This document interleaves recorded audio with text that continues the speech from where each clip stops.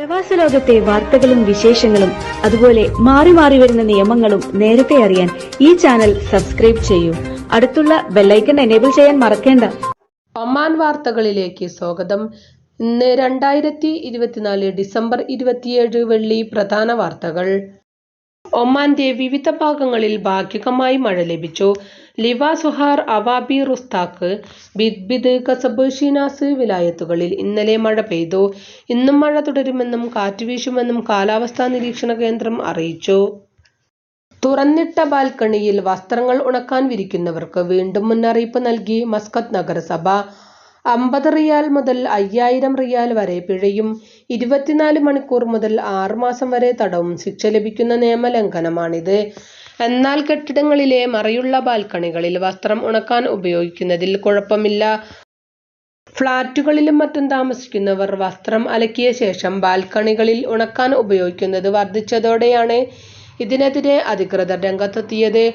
നഗരത്തിലെ പാർപ്പിട മേഖലകളിലും മറ്റുമായി വിദേശികൾ തിങ്ങിപ്പാർക്കുന്ന ഭാഗങ്ങളിലാണ് ഇത് കൂടുതൽ കാണപ്പെടുന്നത്. നഗരത്തിന്റെ കാഴ്ചഭംഗിക്ക് കോട്ടം സംഭവിക്കുന്നതോടൊപ്പം ഉണക്കാനിടുന്ന വസ്ത്രത്തിൽ നിന്ന് താഴേക്ക് വെള്ളം പതിക്കുന്നതും പൊതുജനത്തിനും കാൽനടയാത്രക്കാർക്കും പ്രയാസം സൃഷ്ടിക്കുകയാണ്. ഈ സാഹചര്യത്തിലാണ് മസ്കത്ത് നഗരസഭ മുന്നറിയിപ്പ് തുടർച്ചയായി നൽകുന്നത്. ഇത്തരം പ്രവണതകൾക്കെതിരെ കെട്ടിട ഉടമകളും താമസക്കാർക്ക് ഇടയ്ക്കിടെ മുന്നറിയിപ്പ് നൽകാറുണ്ട്. 3 നിലയിൽ കൂടുതൽ ഉയരമുള്ള താമസ കെട്ടിടത്തിൽ ഓരോ താമസ ഫ്ളാറ്റുകൾക്കും പ്രത്യേകം ബാൽക്കണികൾ ഉറപ്പുവരുത്തണമെന്ന് നഗരസഭ നിർദ്ദേശിച്ചു. ഫ്ളാറ്റുകളുടെ രൂപകൽപ്പനയ്ക്ക് അനുസരിച്ചാണ് ബാൽക്കണി ഒരുക്കേണ്ടത്. ഇത്തരം ബാൽക്കണികളിൽ ആവശ്യമായ മറകൾ ഉറപ്പുവരുത്തുകയും വേണം. അല്ലാത്ത പക്ഷം അലക്കിയ വസ്ത്രങ്ങൾ ബാൽക്കണികളിൽ വെച്ച് ഉണക്കാൻ പാടില്ല. എന്നാൽ ബാൽക്കണികൾ മറയ്ക്കുന്നതിന് മെറ്റൽ മേശ ഉപയോഗിക്കരുതെന്നും നഗരസഭാ അധികൃതർ നിർദ്ദേശിച്ചു. മാനദണ്ഡങ്ങൾ ലംഘിക്കുന്നവർക്കെതിരെ കർശന നടപടിയുണ്ടാകുമെന്നും മസ്കത്ത് നഗരസഭ മുന്നറിയിപ്പിൽ വ്യക്തമാക്കി. പൊതുസ്ഥലങ്ങളിൽ ഉപേക്ഷിക്കപ്പെട്ട വാഹനങ്ങളിലും ഉപയോഗശൂന്യമായ വസ്തുക്കളിലും നോട്ടീസ് പതിച്ച് നഗരസഭ. വിവിധ വിലായത്തുകളിലാണ് അധികൃതർ മുന്നറിയിപ്പ് നോട്ടീസ് പതിച്ചിരിക്കുന്നത്.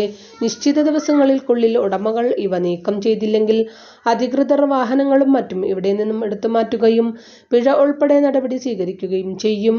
ഉപേക്ഷിച്ച കാറുകൾ, ബസ്സുകൾ, സൈക്കിളുകൾ എന്നിവയ്ക്ക് 200 ഒമാൻ റിയാലും ട്രക്ക്, 15ലേറെ പേർക്ക് യാത്ര ചെയ്യാവുന്ന ബസ് എന്നിവയ്ക്ക് 400 ഒമാനി റിയാലും പിഴ ചുമത്തും. കണ്ടുകെട്ടുന്ന സ്ഥലത്ത് നിന്നും വാഹനം തിരിച്ചെടുക്കാതിരുന്നാൽ ഓരോ ദിവസത്തിനും 5 ഒമാനി റിയാൽ വീതം നൽകണം. അറേബ്യൻ ഗൾഫ് കപ്പിലെ 3ാം അംഗത്തിന് ഒമാൻ ഇന്നിറങ്ങും. കുവൈത്തിലെ ജാബിർ അൽ മുബാറക്ക് അൽ ഹമദ് സ്റ്റേഡിയത്തിൽ വൈകിട്ട് 6:30 ആണ് മത്സരം. UAE ആണ് എതിരാളികൾ. സെമി പ്രവേശനത്തിന് ഒമാന് ഇന്നത്തെ മത്സരത്തിൽ സമനില പിടിച്ചാൽ മതിയാകും.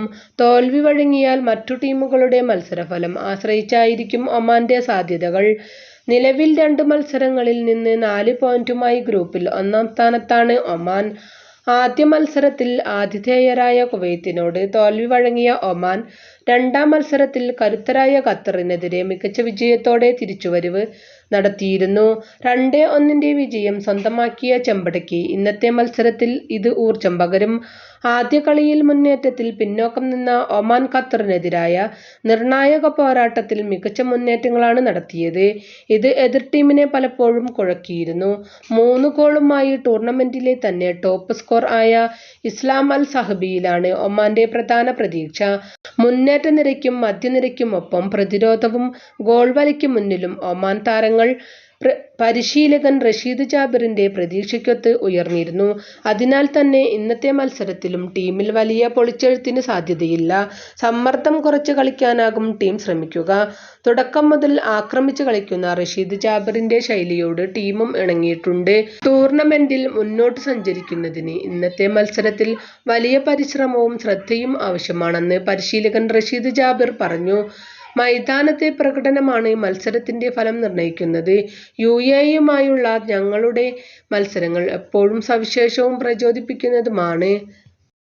മുണ്ടക്കൈ ദുരന്തത്തിൽ സർവ്വതും നഷ്ടപ്പെട്ട് നിരാലംബരായി മാറിയ 15ഓളം നിർധന കുടുംബങ്ങൾക്ക് PDPയുടെ പോഷക സംഘടനയായ PCF സലാല കമ്മിറ്റി തൊഴിലുപകരണങ്ങൾ നൽകി. കൽപ്പറ്റയിൽ PDP സംസ്ഥാന വൈസ് ചെയർമാൻ വർക്കല രാജ് പരിപാടി ഉദ്ഘാടനം ചെയ്തു. പെട്ടിക്കട, വീൽചെയറുകൾ, തയ്യൽ മെഷീനുകൾ, ആശാരി, മരംവെട്ട്, കൽപ്പണിക്കാർ തുടങ്ങിയവർക്കുള്ള തൊഴിലുപകരണങ്ങളും വിതരണം ചെയ്തു. PDP വയനാട് ജില്ലാ കമ്മിറ്റിയുമായി സഹകരിച്ചാണ് PDF കൽപ്പറ്റയിൽ പരിപാടി സംഘടിപ്പിച്ചത്. സഹായമനസ്കരായ പ്രവാസി സ്ഥാപനങ്ങളെയും സഹോദരന്മാരെയും ഉൾപ്പെടുത്തി കൂടുതൽ സഹായ പ്രവർത്തനങ്ങൾ തുടരുമെന്നും PCF Salalah president Razak Chalissery പറഞ്ഞു. ഇതോടുകൂടി ഇന്നത്തെ വാർത്തകളും വിശേഷങ്ങളും ഇവിടെ അവസാനിക്കുന്നു. കൂടുതൽ വാർത്തകളും വിശേഷങ്ങളുമായി നാളെ കാണാം. നന്ദി, നമസ്കാരം.